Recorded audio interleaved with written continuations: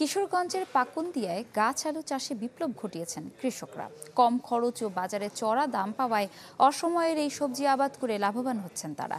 দীর্ঘদিন সংরক্ষণযোগ্য হওয়ায় গাছ আলু বিদেশে রপ্তানি করা সম্ভব বলে মনে করছেন কৃষি কর্মকর্তারা।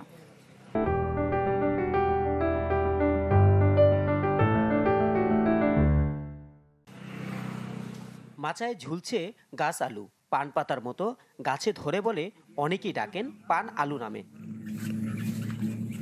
গেল কয়েক বছর ধরে কিশোরগঞ্জের পাকুন্দিয়ায় বাণিজ্যিকভাবে চাষাবাদ হচ্ছে গাছ আলুর। রবি মৌসুমে ধুন্দুল, চিচিঙ্গার মতো সেই একই মাচায় গাছ আলুর আবাদ করেন চাষিরা।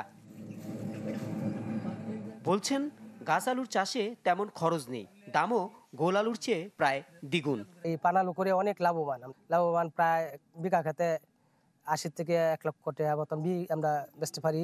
গাছ আলুটা লাগাই চৈত্র মাসে আর একটা ফসলের ভিতরে, এই কারণে এটা লাভবান।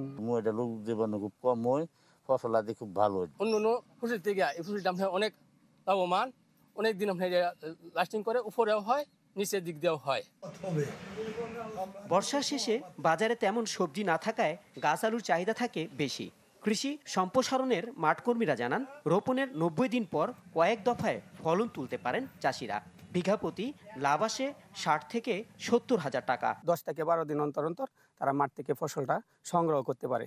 এটার বাজার মূল্য অনেক, বর্তমানে ২৮ থেকে ৩০ টাকা ৩৫ টাকা কেজি এই ফসলটা বিক্রি হচ্ছে।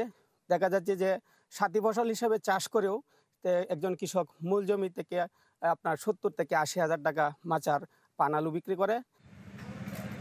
গাছ আলু রপ্তানি করতে পারলে প্রচুর বৈদেশিক মুদ্রা আয় সম্ভব বলে দাবি কৃষি কর্মকর্তার।